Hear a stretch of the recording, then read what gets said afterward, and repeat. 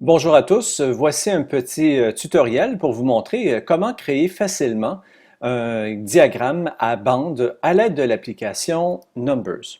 Alors, on va à l'intérieur de l'application. Alors, votre diagramme à bande va ressembler à celui-ci. Ce sera un diagramme, dans ce cas-ci, c'est un exemple, population dans 3 pays du monde, avec les 3 bandes, les informations en millions. Alors, pour arriver à ce résultat dans l'application, lorsque vous créez une nouvelle feuille de calcul. Vous choisissez tout simplement créer une feuille vierge. Alors, c'est la façon simple de créer ce genre de diagramme.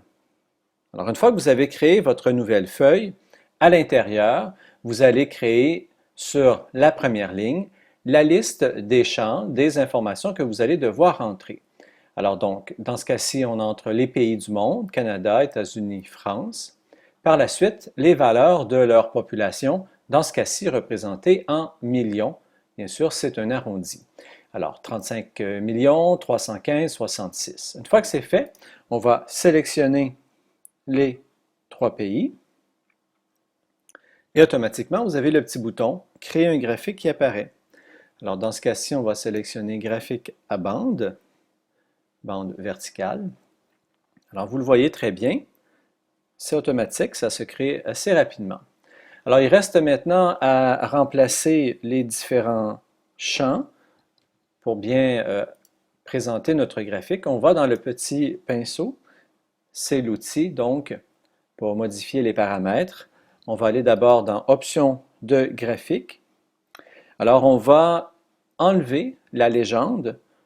Alors, pour faire disparaître la liste des couleurs, ce qu'on va faire, c'est faire apparaître le nom des pays tout juste en dessous. Donc, une fois que c'est fait, on va revenir en arrière. On va aller dans l'axe des X et on va faire apparaître le nom des séries. Alors, vous le voyez tout juste ici en dessous. Alors, une fois que c'est fait, on pourra donc cliquer sur le titre et voilà.